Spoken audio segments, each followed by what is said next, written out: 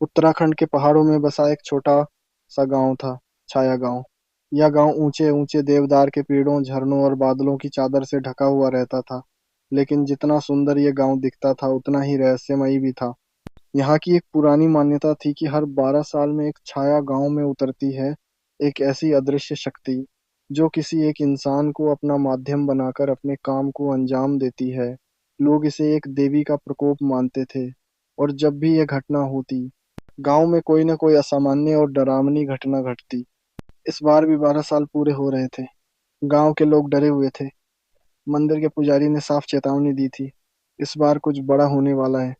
उसी समय गांव में एक अजनबी आया। नाम था मयंक।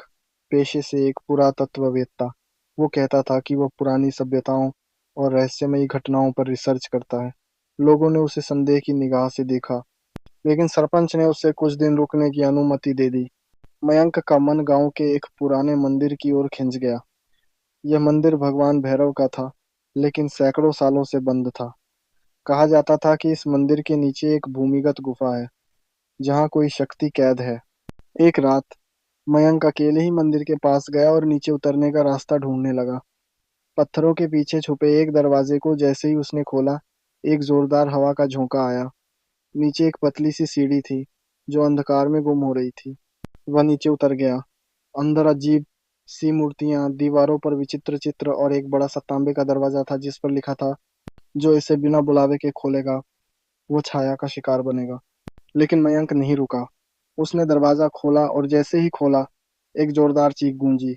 वह बेहोश हो गया। अगली सुबह गांव के लोग उसे मंदिर के पास बेसुध पाए। जब वो होश में आया, वो चुप था, कुछ बोल नहीं रहा था।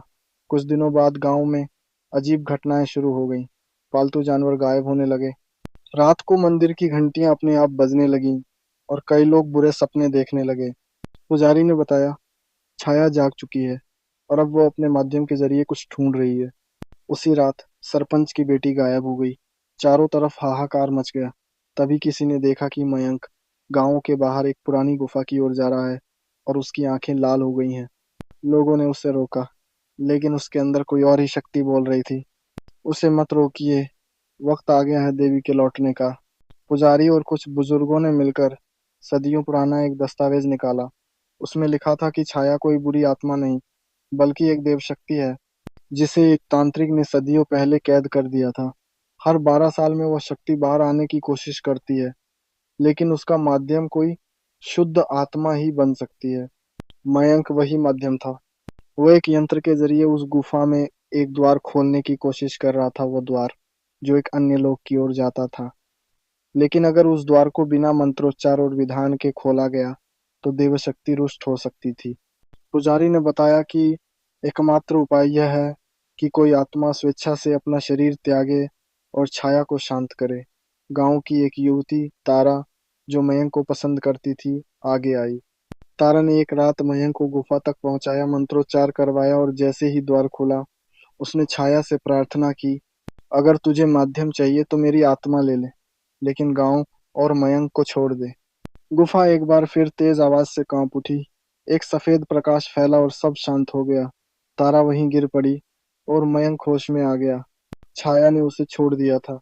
तारा की समाधि गांव के उसी मंदिर के पास बनाई गई। मयंक गांव छोड़कर चला गया, लेकिन हर साल एक दिन वह उस मंदिर में फूल चढ़ाने आता है।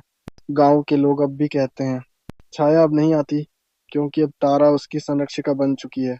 वीडियो पसंद आई हो तो वीडियो को लाइक और हमारे चैनल जय महाकाल 79 को सब्सक्राइब करें।